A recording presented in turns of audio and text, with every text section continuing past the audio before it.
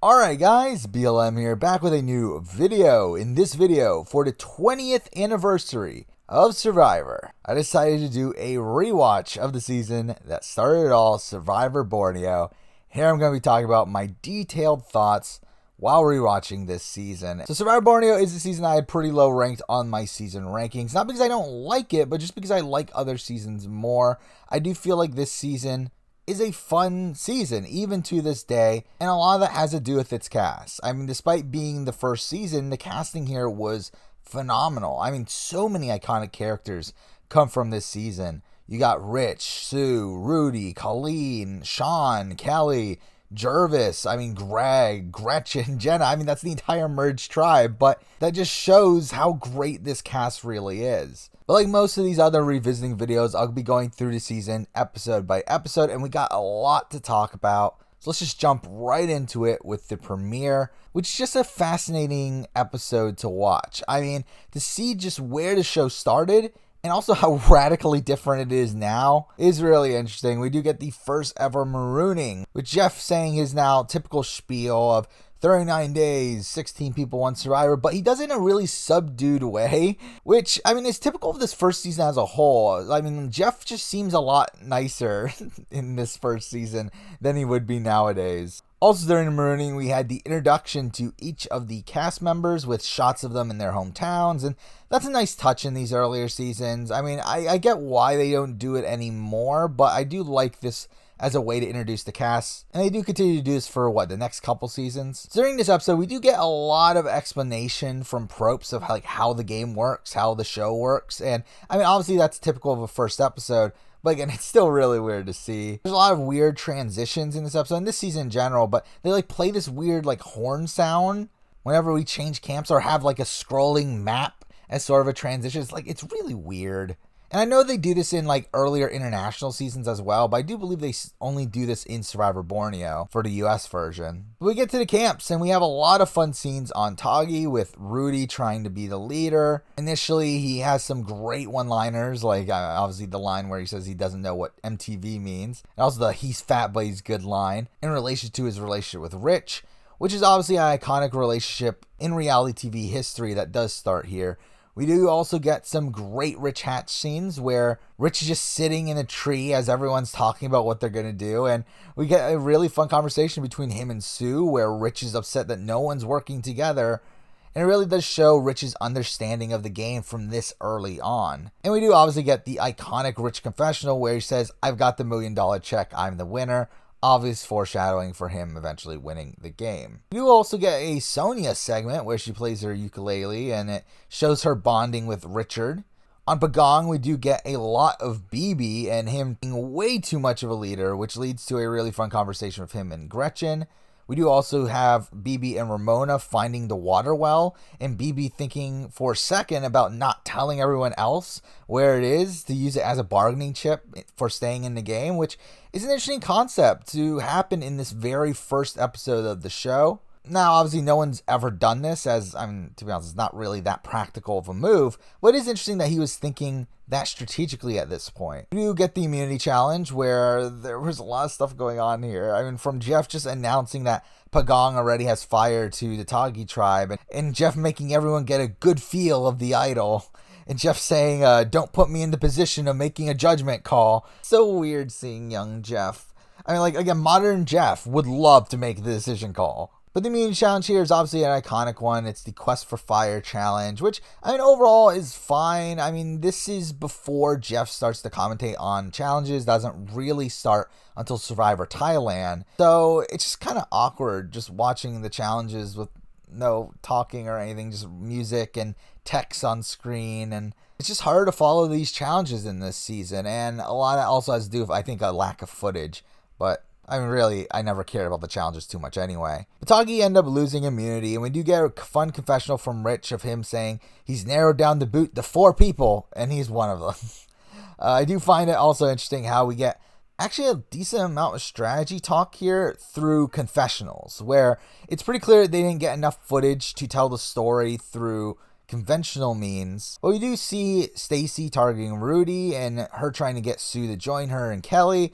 but Sue revels in the fact that she's voting for someone else. So we get the tribal, and we have this weird intro to the tribal where it's filmed in the daytime. And then after that, we get to see the players trek through the jungle, which is also just weird considering, again, nowadays they just get put in a van and get driven to tribal. So it's like really weird how we're being shown footage of the players like literally walking through the jungle. But we get the tribal and we get the fire represents your life speech. The tribal itself is kind of just all over the place with people talking over each other. But we get to the vote where Sue votes for Sonia, spelled incorrectly, which does become a trend. And we also get Rich voting for Stacy, which isn't explained at all. He's the only one voting for Stacy. It does end up becoming a 4-3-1 vote, with Rich being an outlier. So I don't fully understand why that was the case. But Jeff comes back with the votes and tells everyone that he commends them for making it this far, which again, nowadays this would not happen. But the votes are revealed, and obviously it's close between Sonia and Rudy, but Sonia ends up getting the boot. And Sonia was fine. I mean, she had that fun little segment in the middle of the episode, but outside of that, she just wasn't that much of a factor in the show. I mean, she seemed like a fun personality. She just talked with such energy and joy in her confessionals, but she was injured. She was not physically strong to begin with. Her getting voted out here was an inevitability. Now for episode 2, which I had a lot of fun with on the rewatch as well, we do get some repercussions from the previous vote with Stacy and Rudy still feuding and Rudy getting into trouble for eating canned goods. We do get more of the Rich and Rudy relationship, with Rich telling Rudy that he's gay, and Rudy seems to take it well. I mean, it was off camera. We only hear about it through confessionals, but we do get the iconic line of Rudy where he says, not in a homosexual way. We do also get some foreshadowing from Rudy of him saying that if people were to follow Rich, he could take them a long way, which again, another scene of blatant foreshadowing of him building the alliance and getting them to the Final Four. We do also get Sean's Super Pole 2000, which is a fun character moment with Sue just constantly mocking Sean. But most of the episode does focus on Pagong, with initially Ramona being sick, and that was a major storyline in the episode. And BB also just being a fun character in this episode. Him being just a curmudgeon the entire way through. Him being really stuck in his ways, which causes a lot of arguments with the rest of the tribe. I mean, he washes his clothes with everyone's canteen water and does it in a kettle that they use to make their rice. I mean, that's really disgusting. And it's weird that BB seemed to be self-aware that he was doing these things that were pissing people off, but he was just so unwilling to change to benefit his game. Another interesting thing from BB here, though, is that he did actually propose to throw the challenge, which would have been an interesting evolution strategy, but I mean, obviously, BB wanted to do it so that they could vote him out because he wanted to quit. But I do think it's interesting, again, that BB is thinking about throwing challenges, like thinking about another layer of strategy within the game at this point. We do get to the immunity challenge, which I should mention. There was also an unaired reward challenge during this round, but who really cares? The immunity challenge was the now iconic gross food eating challenge, and we get some iconic moments from Jervis freaking out about eating beetle larvae, and that causes his tribe the challenge. I mean, after the challenge, we get almost no strategizing, and we go straight to tribal, where it's between Ramona and BB, and unsurprisingly, BB goes home. But something from behind the scenes, I believe this is the tribal where Pagong actually voted out Jeff Probst, as again, they were just making a complete joke of the process, and obviously had everyone revote. But again, BB was great on the show. I mean, it was clear that he was never making it far in the season, but he's such a great character. I mean, his stubbornness and confrontations with his entire tribe were just really fun to watch. I really love his 2-episode arc he had here. Now we're episode 3, which I personally found pretty slow. I didn't have as much fun watching this episode as I did the previous two. To be honest, the first 2 episodes of the season are 2 of the better episodes of the season for me. In this episode, we do get more of the Stacy versus Rudy feud, with Stacy lobbying to Sue again, only for Sue in confessional to talk about voting Stacy off. We do get some character moments from Dirk reading his Bible and having a crush on Kelly. We do get a pretty boring reward challenge, but through that, Tagi wins fishing gear, which starts Rich's storyline of being the provider of the tribe and catching a lot of fish, and using that as leverage as to why he shouldn't be voted out. We get a weird immunity challenge where they have to build a stretcher and find a tribe member in the jungle. It's just weird, and Tagi lose. And again, we get very little post-challenge strategizing, but it's clear that it's between Stacy and Rudy. But at tribal, it is funny how they tried to have this conch shell that'll be passed around between the tribe members, and whoever's holding it is the only one that gets to talk. I think this is an obvious consequence of the first tribal, where again, people were just talking over each other. So I think they tried something new here it obviously didn't work. But Tribal, we do get the first real blindside in the history of Survivor where Stacy gets booted after Sean and Dirk flip their votes, and this is obviously controversial, as Stacy has claimed after the show that production convinced them to flip to save Rudy, and even sued the show over this, and there were conflicting reports over whether this happened or not. I tend to believe it's partially true. I mean, this is the first season, and Mark Burnett was very invested in the show's success. And I do believe that he would have done whatever he needed to keep someone like Rudy, who was TV gold, around. Do I think that he went to Sean and Dirk and forced them to vote Stacy out? No. But I wouldn't be surprised if he did nudge them in that direction, and that this is one of the few scenarios that I do believe production influence was probably involved. I mean, largely due to the context around this season. There's a lot of these conspiracy theories in Survivor about like, oh my god, they're hiding idols so that Russell and Ben can find them and that sort of stuff. It's like, I don't tend to believe that sort of stuff. But for Survivor Borneo here, I do think that I tend to believe a lot of the production influence rumors that there are. But again, I don't feel like they orchestrated the entire season like Stacey claimed. I mean, if they did, Rudy would have won. I mean, Rich would definitely not be the winner if production fully got their way. Again, I wouldn't be surprised if they kind of nudged certain people in certain ways that they wanted to, which, I mean, to be fair, they might still do. More than likely, they do still do. I mean, obviously, we know in Big Brother that they do this. So, really, at the end of the day, it's not that big of a deal. But again, at Tribal, it was funny to see, again, Nice Jeff, where he talks about rushing through Tribal to not put the players through the rain anymore, and saying at the end of Tribal that they can stay there for the night. It's like, it would never happen nowadays. Like, Jeff Probst does not care about rushing Tribal to get out of the rain nowadays. So again, I just found this funny. But for Stacy, Stacy as a character, I mean, her story mostly revolved around her targeting Rudy. I mean, she did technically start the first alliance with Kelly, but all of this is really just overshadowed by the lawsuit, as again, I feel like that's what she's most known for nowadays. I mean, she wasn't that big of a character on the show anyway. I'm personally happy that Rudy stayed over her, so whatever. Now for episode 4, which again for me was rather dull, we do get the iconic Greg coconut phone scene, which is a lot of fun, and we do get some fun from Sue's pronunciation of tapioca, and Sean building a bowling alley, but the rest of the episode for me is pretty slow. I mean, we do have a reward challenge of making the best SOS sign, and I found that boring. And they do this in future seasons. I think there's other times where it's a lot more interesting. Here, not so much. At Toggy, we do get the first mention of the now iconic Toggy Alliance, where we see Kelly and Sue getting together to make an alliance and deciding to have Richard involved as well, and eventually adding in Rudy, which again I do kind of find strange. One, that Kelly wanted Rudy to join, as all we've seen from Kelly is that she doesn't like Rudy, but also that it was actually Kelly and Sue that got together before lumping in Rich, or at least that's how the show portrays it, despite nowadays Rich being the one that gets all the credit for building the alliance. Now, we also do get a pretty long segment of the two tribes talking about how important the immunity challenge is. And we get to the immunity challenge, which I found pretty hard to follow. And again, kind of just boring. But Toggy win immunity, and we go to Tribal with Pagong with very little deliberation. And it's pretty clear Ramona's going home. But the Tribal had some fun, from Jervis talking about how he's confident he's going to survive, only for Jeff to point out all of his challenge missteps. But as I said, Ramona goes home, and as a character, she wasn't the most dynamic character in the world, but she did seem to get a lot of content, a lot of that having to do with her prominent storyline of her being sick, and that seemed to be the main reason why she was voted out. She wasn't able to build those initial bonds, and that made her a pretty easy target despite her getting better during these last couple days. Now for episode 5, which was another relatively slow episode for me, we have a lot of fun stuff between Sean and Dirk, where they fail to catch any fish, leading to Sue having a fun argument with Sean. We do get the line from Rudy that the only reason he would bring the Bible is to use it for toilet paper. We have a really strange scene of Jeff going into the camps to announce the challenge, and we see him like nailing the instructions to a tree again. It's so weird. We get to the reward, where we have this weapon competition, where again I found the rules here a bit strange, with the players having to shoot at all the fruit that they can, and whatever fruit they hit got added to the prize pool, and the winner of the final round got to keep it all. Just like, why? Like, why was that a thing?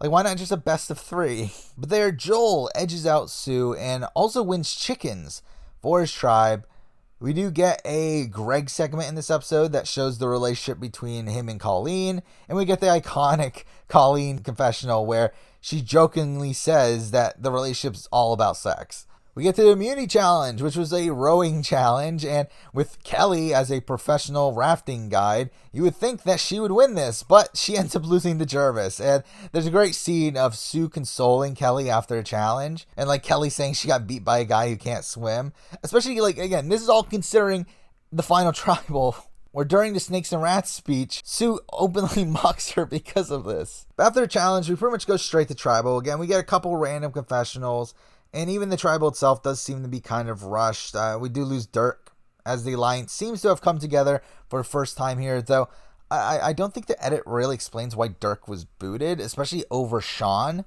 But this is the early days of the show, and really, I don't think it really matters that much. But Dirk's probably the biggest dud of the cast. I don't think he brought anything to the table. Most of his screen time revolved around him being religious. Just overall, he was just kind of dull, didn't seem willing to play the game. Kind of happy he left here. Now for episode 6, which I thought was pretty fun. I actually really like episode 6. I did find it interesting how, even on the previously on segment for the episode, the concept of the alliance is looked at very negatively, where Jeff says the voting alliance reared its ugly head when describing the Dirk boot. But we do get a lot of talk about the upcoming merge, and I did find Sue mocking Pagong during this segment pretty funny, with Sue calling Jervis a pervert. We get the start of Rich being naked on the show, which is obviously an iconic aspect from this season. We do also get more of Rich's thoughts on the alliance, where he talks about being in control and taking Rudy towards the end, but wanting him to eventually get picked off. And on Pagong, we do get some drama from Jervis making a really dumb comment by saying, "Those are the stupidest things on the planet except for cows," which obviously leads to some fun confessionals from the women mocking Jervis. We do get a segment about how Jervis doesn't do anything and how Joel is a chauvinist due to him being a bit condescending when giving out directions, and this leads to Jervis and Joel being like the targets for the episode. We do get a reward challenge, which again was kind of hard to follow, but we do get a fun result where Rich brings back the wrong item for Tagi, giving Pagong the win instead. And eventually we get the immunity challenge, where we get an army course with some army guys showing up at camp to introduce the challenge. It was weird. And another thing strange about this challenge was the fact that only 4 people from each tribe competed, which meant that Pagong had to sit out 2 people, Tagi had to sit out 1. It's like, why? Now, I do know that there's another conspiracy out there to boon the idea that production was rigging it for Rudy, and I think this is definitely something that stands out. People obviously say they made this challenge the way it is so that Rudy wouldn't get targeted if they go to tribal. I don't know if I fully believe that, but it is really weird. Again, why are only 4 people competing in this challenge? Maybe they wanted to make a challenge just in case one of the tribes got decimated, but then why 4 people? But we have Tagi win, and we get Jenna targeting Joel, and Joel picking up on that. So we get into tribal, where the main discussion point is Jervis's comments, but Joel gets lumped into it instead and eventually gets voted out. And on the rewatch, I think Joel was a really fun player to watch. It seemed like he had a very savvy mind for the game, where he sussed out that Jenna was going for him. He was self-aware enough to understand that the women were perceiving him as a chauvinist. He brought up the idea of making a Pagong alliance to go against the Tagi. I think he was a very interesting player on this season. Even though character-wise, he didn't really bring that much to the table until this episode. Again, I think if he had stayed in this game one more round, I think Pagong probably could have came out on top against Tagi at the merge. Whenever episode 7, which is the merge episode, and I found this episode extremely underwhelming. I know a lot of people mention the merge of Borneo as like, oh my god, this crazy vote that happens at the end. But I think if you actually rewatch the episode, so much of the episode focuses on just really pointless stuff. It's been most of this episode revolving around the ambassadors that were sent to the other tribes, where Sean and Jenna had to decide which camp the merge tribe would live on and decide the name of the tribe. And for the most part, I found this section really boring. There's a really fun montage showing the contrast between camps, and that was really funny, with like Sue calling Sean dumb and stuff. But it's like, overall, a lot of this is just filler, and we got a lot of like sentimental content during this episode as well.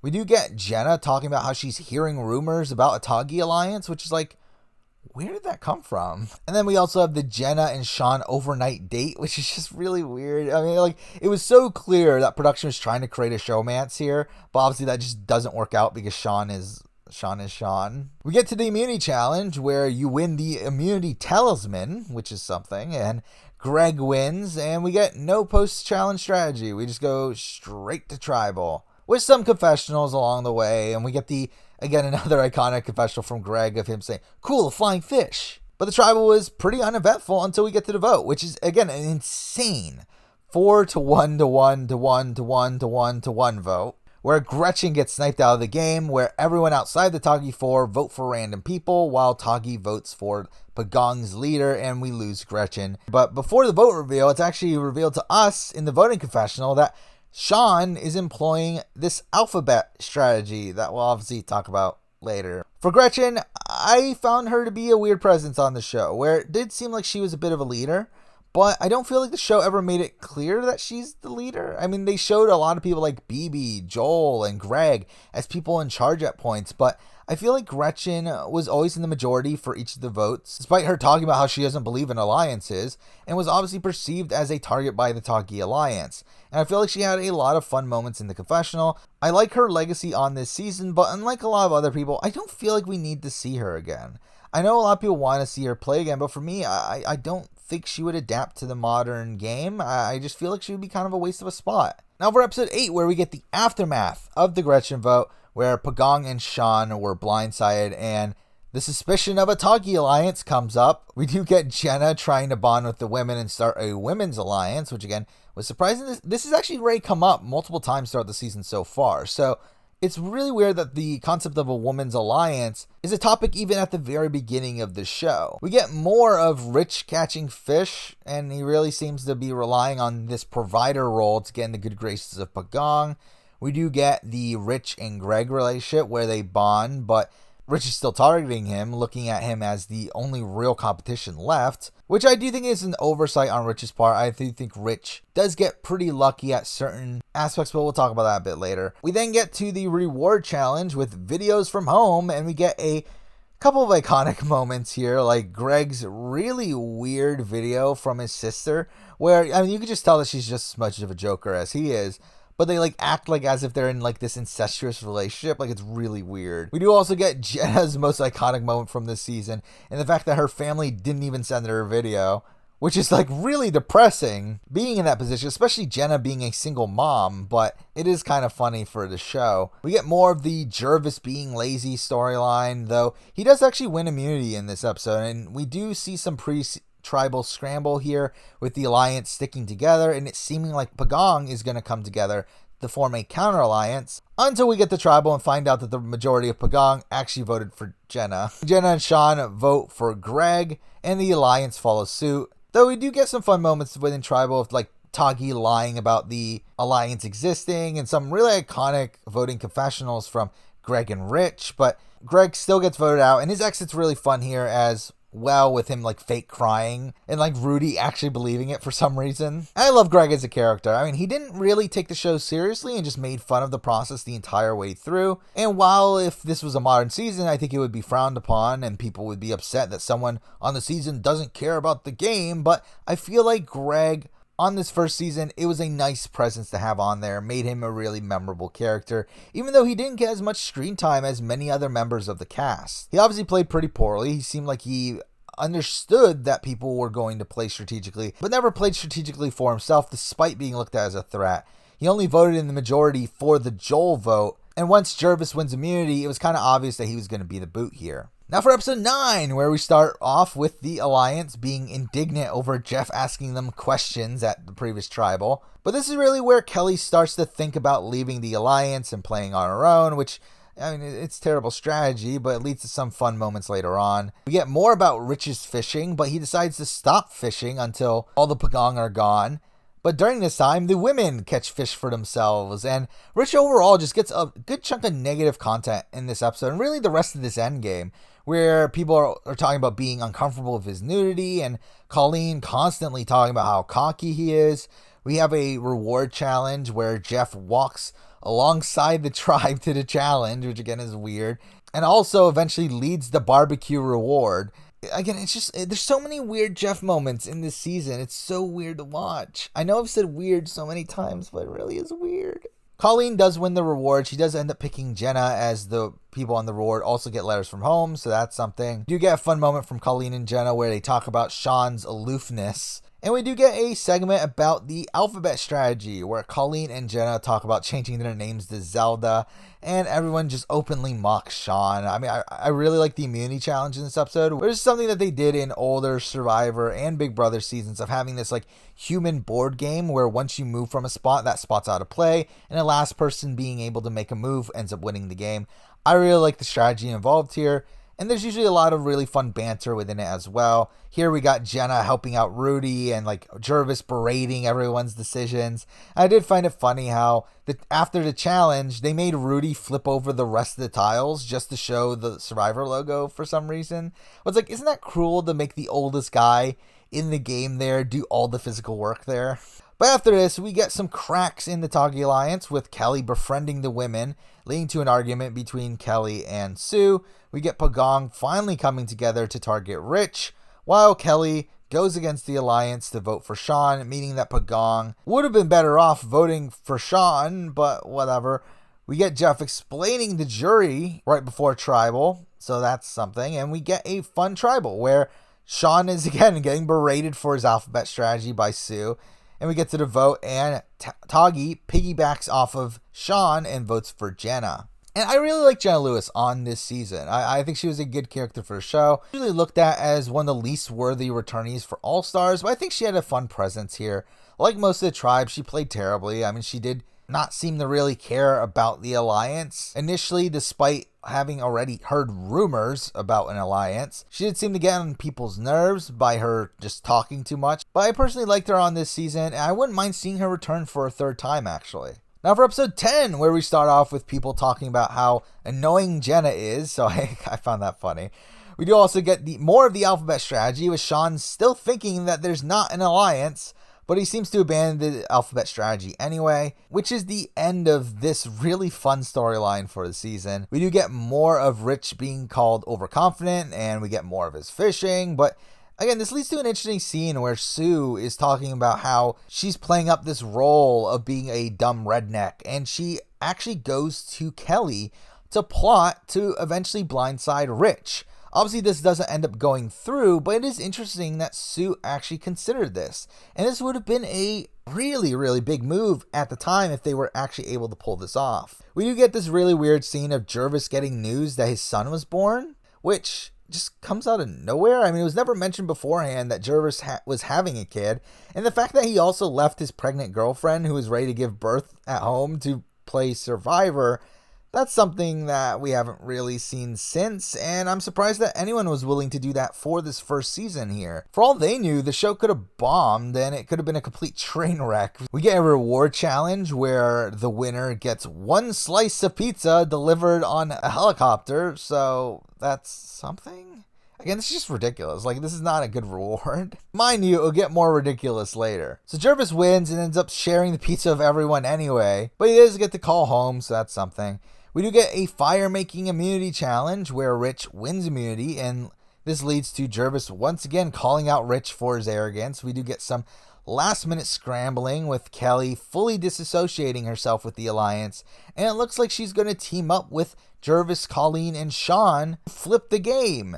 And again, this would have been such a major flip for this first season. But it doesn't end up coming through, and we do have to wait 3 more seasons before we see a successful flip against the majority after it merged. But we do go to Tribal, and the flip doesn't happen, obviously, and Jervis goes home. Though we do get some fun confessionals from Colleen and Jervis being pissed at Sean for, I guess, ruining the flip again. It's not fully explained, but I would assume that's probably what happened. And I thought Jervis was a really fun character here as well. I love the way he talks in confessionals, owning up to his laziness and just seeming to just have a lot of fun while doing it. Obviously, again, I don't think he played well. I find it hard to think he wins a jury vote on this season, especially with how much he was called out for being lazy and how he would make offhand comments. But I am surprised he didn't make the cut for All-Stars and wasn't brought back until Blood vs. Water. But again, even at this point, I wouldn't mind seeing Jervis play again. I think he's a very interesting player and a really fun character. Now for episode 11, which was the final episode of the Pagonging here. We started off with Colleen missing all of her Pagong tribe mates, but it does look like she might actually survive this round as the Alliance is pissed at Kelly and plans on targeting her. But first, we do get a reward challenge, which was essentially a survival trivia contest. And Sean barely wins, and he gets to spend the night on a cruise, and also pick someone to eat breakfast with him, which caused some controversy with him promising Kelly that he was going to take her. But when he ends up actually making the decision, he picks Rich instead.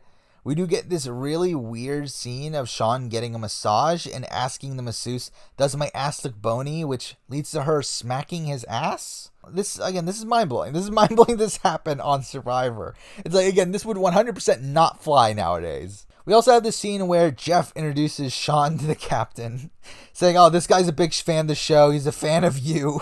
Again, this makes no sense, obviously, considering the show hasn't aired yet, but Sean is still surprised when he eventually sees that it's his dad. Which, this also means that, did they fly out 6 family members just for only one to actually meet their family member? Like, that's so weird. I did also find it funny, and it's something that probably, again, wouldn't fly nowadays, but Jeff told Rich to get his skinny ass over here when going onto the boat for his breakfast. This segment was just so ridiculous. Like, there's so many just weird moments during this. We do later get a really fun immunity challenge, which was an endurance comp where everyone bounces on a beam, and then over time the beam gets smaller. And we have a lot of fun from like Rich annoying everyone by seeing 99 bottles of beer on the wall. Really funny to see Jeff personally cut down the planks and almost being submerged in the water while doing so. We had Rich and Rudy give their commentary on the challenge after they dropped. But we have Kelly eventually winning immunity, saving herself. And the vote does come down to Sean and Colleen, where Colleen obviously goes home, though it does seem like Sean was actually a possibility while the Alliance was talking during the challenge, as it seemed like Sue did bring up Sean's name. But let's talk about Colleen. I know Colleen was like America's sweetheart while this season was airing, but for me, I never found her too entertaining. I mean, she, again, like most of her tribe, didn't seem to take the game seriously. She does have some fun confessionals here and there, but I find her one of the least entertaining players on the cast, and while production really wants to see Colleen play again, I'm fine. I think it would have been cool to see her on All-Stars, but since she didn't want to do All-Stars, I feel like since then, there's just other people I'd rather see back than her. Now for episode 12, the penultimate episode of the season, and this is a ridiculous episode. We obviously are at the final 5. We have fun moments right away, like Rudy's comment about how he has friends back at home that'll deal with people that betray him. We have another argument between Sue and Kelly, though it's clear they didn't have all the footage for this one, as we just get thrown in the middle of the fight and we don't really get the full context of it. We then get the reward challenge where they have to transfer as much mud on their bodies as possible into a bucket. And from what I understand, I believe this is the reward challenge where the players refuse to participate due to the reward not being worth it. And production at the last second scrambled something together to make them participate, and that's why we have this really strange reward of 1 Bud Light that they can drink immediately after the challenge, which I would assume was the initial reward. But then we also get a visit to a mysterious bar, which I'm 100% sure is just the production camp, just redecorated. And the winner gets to watch the first 5 minutes of the premiere. What? And this is so meta for the first season to do. And if this was a future season of the show, a more strategic season of the show, this would be so unfair to allow someone to watch the beginning of the show. But I guess I should also mention just the challenge. The challenge itself is also just ridiculous to watch, with some really cheesy music playing in the background, a lot of like slow down footage. It was just weird. We get this triumphant music also when they're washing off the mud off their bodies. Like, it's so weird. Like, what are we doing? We then get the Blair Witch Immunity Challenge, which again, just, it's like, were they just going like completely out of their way to be so like cheesy in this episode? Obviously a sign of the times, but the thing from this challenge that I always remember is Rudy going up to every question just saying, I don't know. But whatever, it's essentially a quiz. Kelly wins the challenge, and because of that, Sean obviously gets taken out here. And Sean is obviously most known for being a doofus on the show. I mean, the alphabet strategy is definitely his most prominent storyline, and it's just completely ridiculous. He has some fun moments throughout, like the Super Bowl 2000, him being berated by Sue, and him just being so aloof in the game. But as I said, I mean, he was aloof in the game. I mean, he didn't have much gameplay to him. He was on the outs for almost the entire season. He didn't have the respect of his fellow players. I don't see him winning a single scenario with the jury. So while I do think he's a lot of fun again for this initial season, I think if he was on a modern season, he would be kind of a dud. Now for the finale, which I know some people consider the best episode in the history of the show. And while I don't like to let nostalgia cloud my mind, I do think this episode's clearly up there. There's just so many iconic moments through this episode. Though for me, I do feel like the biggest fault of the episode as a whole is the camp life sections. They do really drag on here as nothing really happens, and we spend a lot of time with the players just reminiscing on their experience, which I found boring. The most interesting scene at camp, though, from this episode comes from Sue, where she fully turns on Kelly and sides with Rich right before Tribal, also telling Rich that they were plotting against him earlier in the game, and we get Rich just being completely surprised by this, which I think just shows a massive blind spot in his game. But it does look like Kelly is going to go home if she doesn't win immunity once again. But the challenge turns out to be Fallen Comrades, a quiz about the fellow players, and I love how Rudy said that he won't do well because he doesn't know and he doesn't care. But it's kind of funny that Rudy actually does end up doing better than Rich. But it comes down to Kelly and Sue. They end up in a tiebreaker, and Kelly wins by knowing Sonya's last name. But then we get an immediate vote right after this. For me, it's one of the most fun votes of the season, where we initially get a tie between Rich and Sue. And then for some reason that I still don't fully understand, Kelly flips on the revote. I understand that she was not fully trusting Sue, but you've already initially voted with her. By flipping here, you're solely putting the responsibility of her boot on your hands. Also, Kelly is safe anyway, so it doesn't matter what the tiebreaker ends up being, as she would have been okay. But I should mention that from what I understand, this early on in the show during season 1, they didn't have a plan for what to do during a deadlock vote. I don't know what they would have done. I mean, maybe they would have created the concept of previous votes or some sort of challenge like what they would do in future seasons. But here they had to put something together at the last second if that were to happen. And who knows what that would have actually ended up being. But obviously Sue goes here, and Sue is such an iconic character for the show. I mean, she speaks her mind, which leads to some really funny moments. And surprisingly, outside of Rich, I feel like she played the game the most strategically this season. She was an active member of the alliance. She was willing to turn against Kelly and switch her alliances. I mean, I don't know how she wins at the end, as most of the jury members didn't seem to care for her, but she was a great character here in Borneo, and obviously her best moment is still to come. But now we get to the final 3 round, where Jeff wakes everyone up in the middle of the night, and we get to the first rites of passage, which is boring. I know people like it. I personally like certain rites of passage segments. I just found this one really boring. Most of the intrigue for me from the rites of passage comes from hearing the final few players talking about the former players. But on this season, we just get this really long montage of the players, and it's just really boring. But after this, we do get the final immunity challenge, which is the iconic Hands on a Hard Idol challenge, and really one of the most iconic challenges in the history of the show. It's an endurance challenge that mostly focuses on determination and focus. And because of that, I wish we had this on every season. I mean, we haven't had it since Survivor All-Stars. I get why they don't like long challenges, but I really would like to see this back. And there's so many fun scenes during this challenge as well. I did find it funny that Jeff tried to tempt people down with oranges, and like put the oranges in people's face saying, "Sniff these oranges." It's like, that's probably one of the most ridiculous scenes I've ever seen. We also have Rich not knowing Rudy's wife's name, which is again another ridiculous thing, considering from what I understand, Rudy would talk about his wife all the time, and Rich was like supposed to be his closest ally. But we then get another iconic moment from this episode where Rich drops out of the challenge. Now, I do think he was probably going to fall soon anyway. It's not like he really had that much of a shot of winning this and dropped out, but he does drop out, and the way he explains the move is just brilliant. I mean, it really shows that Rich was way ahead of his time in terms of Survivor strategy. I mean, he knows that both Kelly and Rudy will take him to the end, and he more than likely will lose against Rudy. But at the same time, if he were to win immunity and vote off Rudy, he would lose Rudy's vote and have a harder time at winning the jury vote. So, by dropping out, he's guaranteed to be final two anyway, and there is a larger chance that Kelly gets the blood on her hands instead of him. And again, I love how Jeff and Rich start talking about this, and Jeff doesn't understand it himself, where he starts thinking that Rich quit.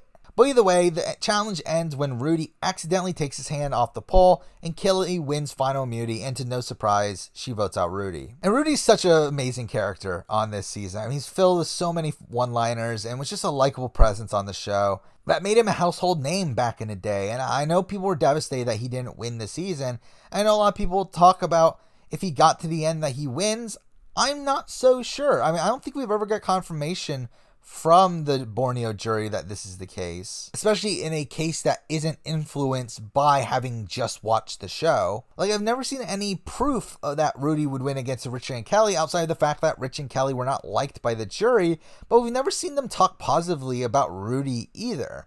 So I wouldn't be surprised if it actually comes out that Rudy loses in a final two anyway, but I don't think we ever got confirmation on his winner chances. Now for Final Tribal, where right before it, we do get confessionals from the jury members where they talk about what they're thinking, and I know they do this for some future seasons as well, but they stopped doing it for modern seasons. I wouldn't mind seeing this return. I know it's not going to happen, but I do think these things are fun to see. Obviously, they do post the juror speaks sort of videos online anyway, so I guess you could just see it online, but it's interesting that they were actually put into the show at this point. Final Tribal itself was really fun. I mean, so many great moments here, from Rudy going up there and just saying he feels dumb and then sits back down.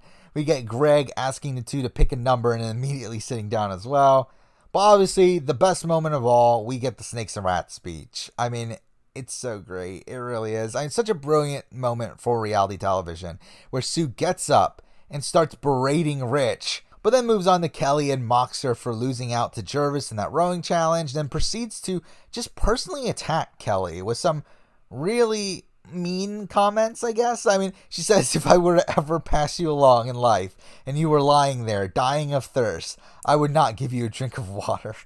I would let the vultures take you and do whatever they want with you with no ill regrets. Like, such a ridiculous line. The most ridiculous line probably in the history of Survivor. But it made for some really fun television. Now, it did seem to actually piss off a lot of the Pagong members, as they talk about this in their voting confessionals, about how bitter of Sue it was. And I should state that every voting confessional here was shown outside of Greg's. And we do get a really long monologue from Jervis during his voting confessional of him being really pissed at Sue. And just overall, coming into this Final Tribal, Rich was supposedly winning 6-1. But Jervis and Colleen switched their votes during Tribal. And I do think Sue's speech definitely played a factor in that. But we do get to the reveal, which is immediately afterwards, which would obviously change in future seasons. Obviously, they would do it back at home months later.